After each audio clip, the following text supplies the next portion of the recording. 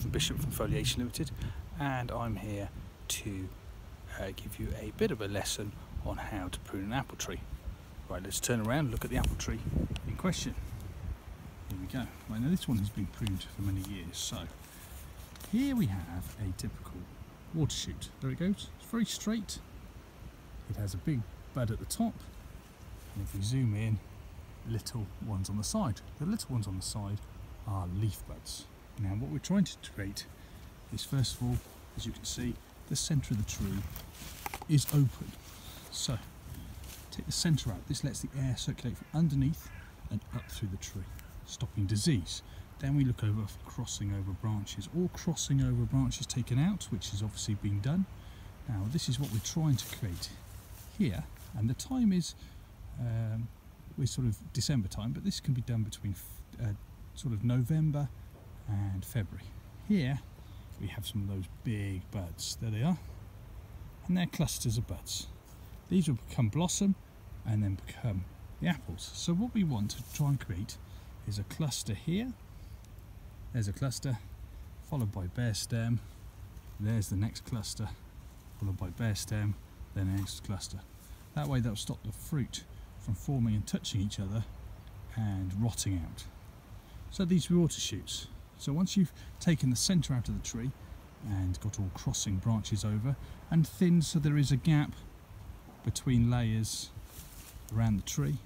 Now a branch wouldn't naturally bend like this. What happens is it grows straight with these water shoots, and then as the apples form, it pulls the branches down, and that's what sets the branches. So by raising up the canopy a little bit, taking the lower branches off, getting it to balance nicely. Apples don't have a good root system, so to have it balanced nicely. And then these water shoots, once you've done your first prune, these will come in your second year, take back to 3 to 5 buds.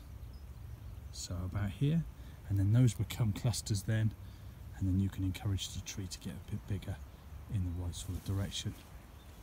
If you need to look us up, it's www.foliation.co.uk, and I can help people out with some more advice accordingly.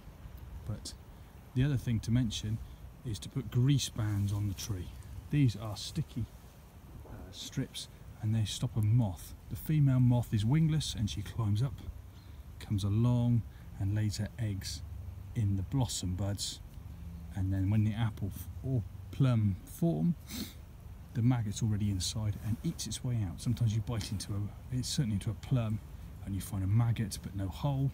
It's because it was already in there. So the coughing moth just is what it does, so that the grease bands just stop that from happening.